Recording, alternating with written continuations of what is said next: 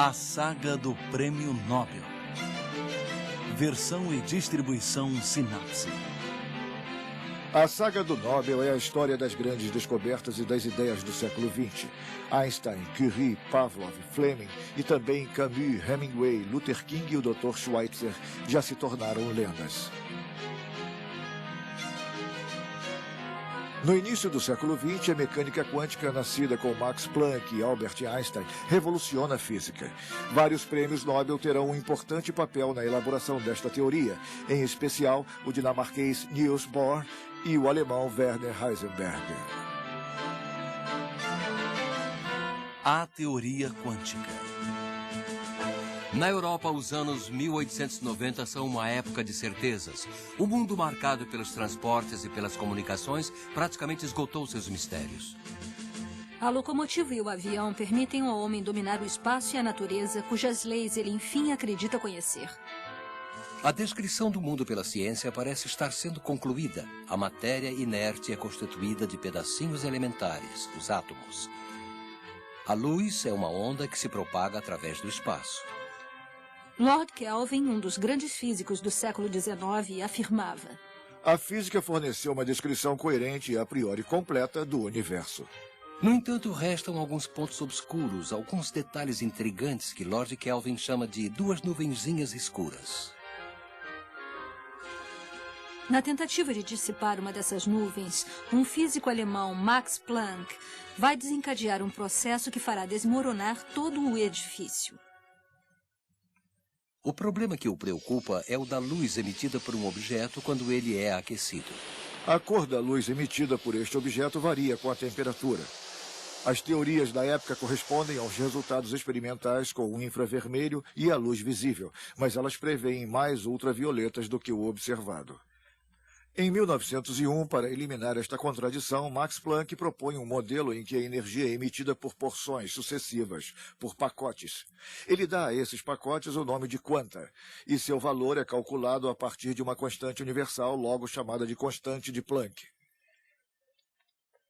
Essa descontinuidade no mundo da energia é totalmente revolucionária, e Max Planck tem plena consciência disto. É um ato de desespero para explicar os resultados experimentais. Ele passará os 10 anos seguintes tentando se livrar em vão dos quanta de energia. Eles lhe darão o prêmio Nobel em 1918. Na época da sua descoberta, Max Planck já é um físico de primeira linha, professor da renomada Universidade de Berlim.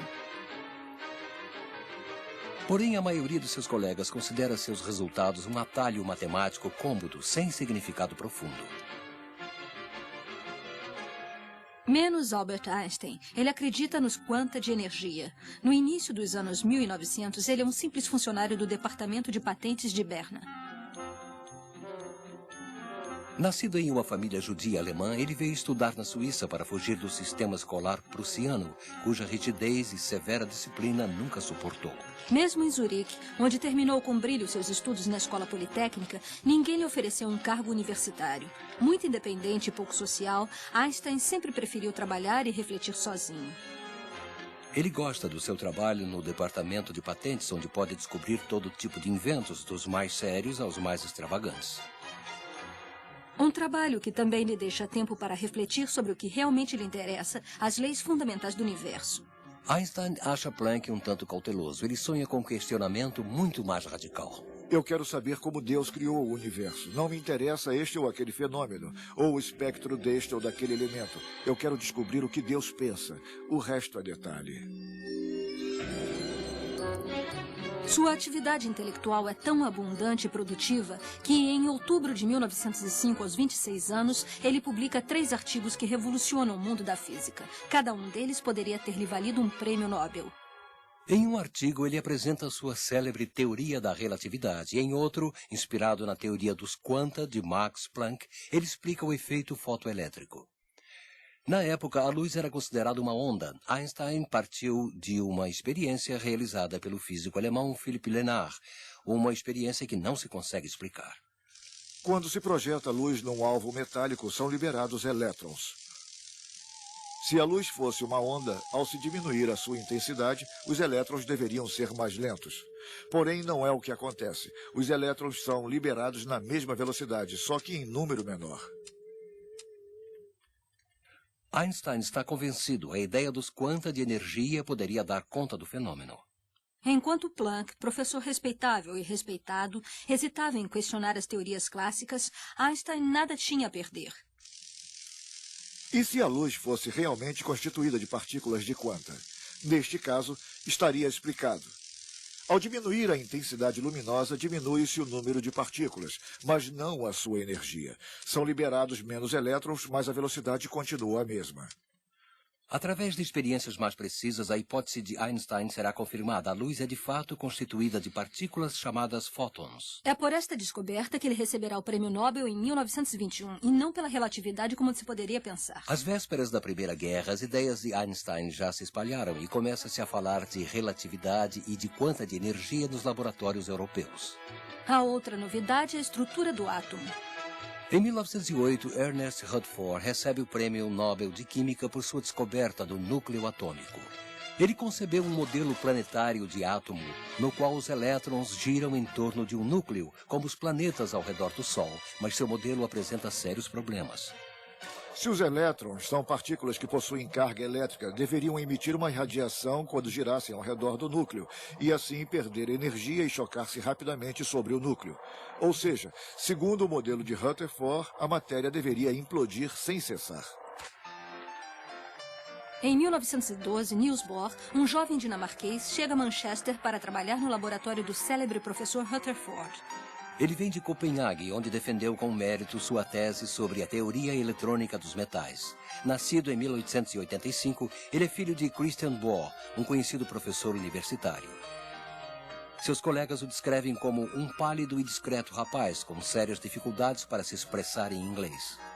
Ele não fala muito, mas ouve e aprende bastante. Também lê muito. Escreve diariamente para Margrethe, sua noiva que ficara em Copenhague, e pensa em parar no átomo.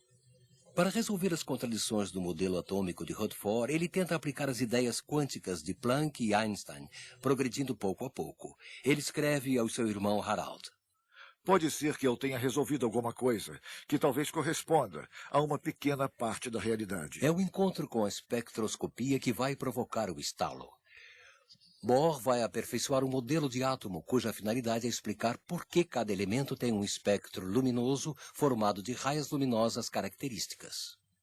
No modelo de Bohr, o elétron só tem acesso a um número limitado de órbitas, que correspondem a níveis diferentes de energia. Ele pode pular para uma órbita externa se receber energia, se captar um ou vários fótons. A seguir, ele pode saltar de volta para uma órbita mais baixa, liberando um fóton. É o salto quântico, responsável pelas raias espectrais. A ideia é genial e funciona.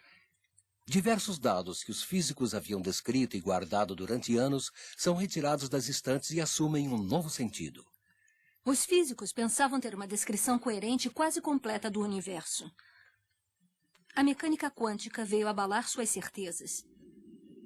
Se o elétron pode saltar de uma órbita para outra, isto significa que a física clássica não se aplica à escala atômica. Não é só a estrutura do átomo, mas todo o conhecimento científico que está sendo questionado.